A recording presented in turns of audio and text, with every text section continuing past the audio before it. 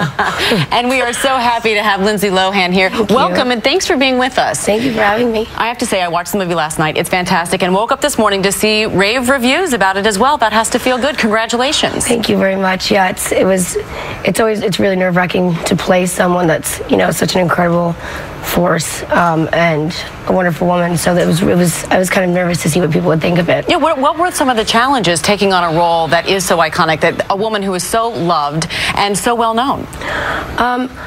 I think it was more so kind of, yeah, you can never actually be, you know, a clone of the person, so you have to bring some of yourself into it. And I was lucky enough because I do relate to Elizabeth Taylor in a lot of ways.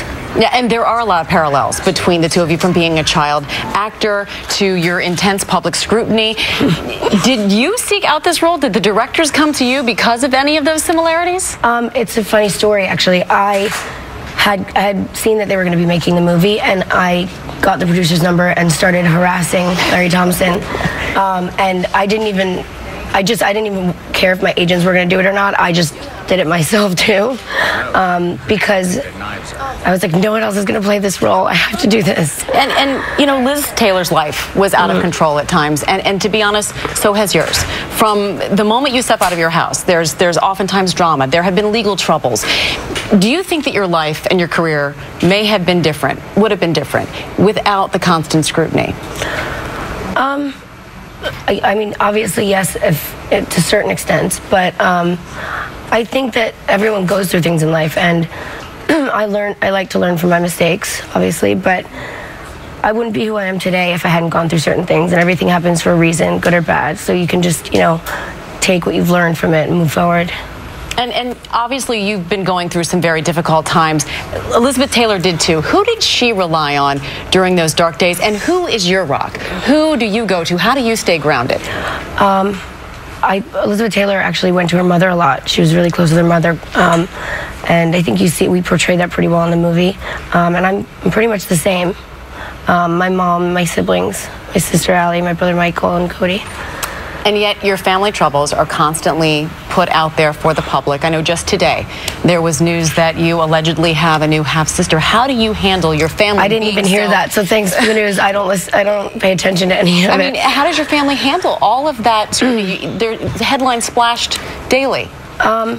You know, I don't really want to get into that because I want to stand the positive side of things and talk about. No, and you know what, this was interesting because you've said that acting is your passion. Yep. And that being on set is where you belong. You've had to take a step back from that, from moments, and you and Elizabeth actually were at the same rehab clinic, at the Betty Ford Clinic. But is this for you, seeing yourself play this role, is this a bit of professional redemption? Yeah, I think that, and just as Elizabeth Taylor did, there was a time, you know, when I was just doing so much work constantly, and I kind of had that moment where it was, I was like, do I really love doing this for a minute? And stepping back and seeing other people do other movies, and then kind of noticing, I was like, wait, that's what I love to do. Why I need to get in the right headspace and just focus on being, you know, on set, and that's what makes me happiest. And what do you like best about this film? Do you have a scene you're proudest of? It was really fun to do, and they don't have, it's not, I know you saw the movie, so it's not like, I wish they had more of the scene that we did. Timing-wise, they had to cut it down, but when I did the Virginia Woolf scene, very powerful. That was my favorite. We want to talk to you a little bit more about the movie and your experience. I mean, I imagine it was probably quite a shock to look in the mirror and see yourself as Elizabeth Taylor, so we'll ask you to stick around. Okay. We're going to be right back. Stay with us. Oh my God.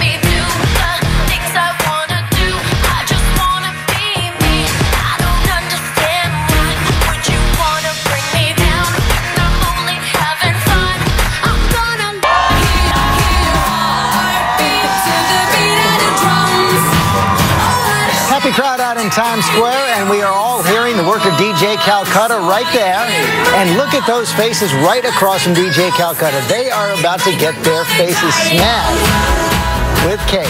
Actually, those are babies already smashing their face with cake. But we have real live babies right there across the studio. We're going to get them in just a minute celebrating their birthday. There they are.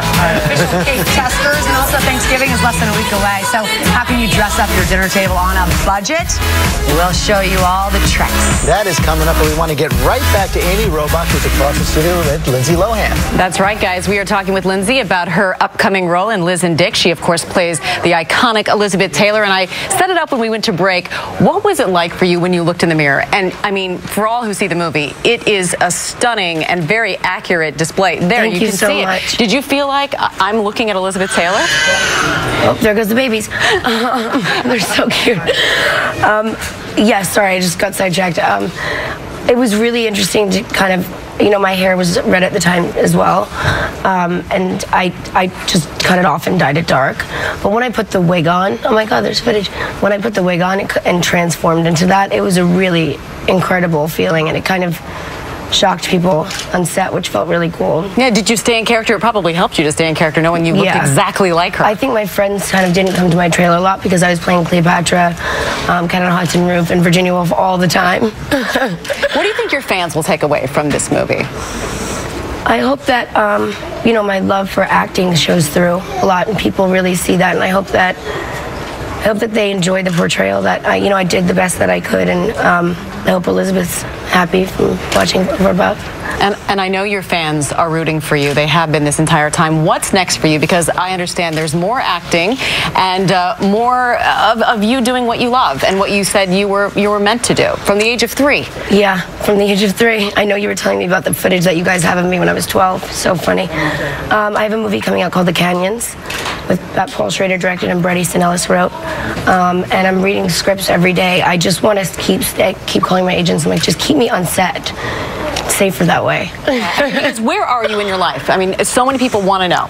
They're behind you. I'm in a great place. I just want to, move forward, keep working. I'm in the process of kind of moving and spend time with my family and just be happy. And Love you're happy. life. Yeah, thank you. And what did you think when you saw the movie, by the way?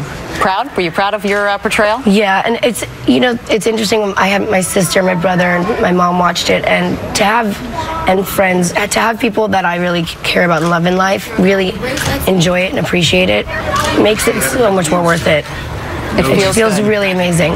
Well, we're proud of you, Lindsay, and I know so many other people are as well. We want to remind everyone they can watch Liz and Dick. It premieres on November 25th on Lifetime. Lindsay Lohan, thank you so much for coming in this morning. Thank you very much.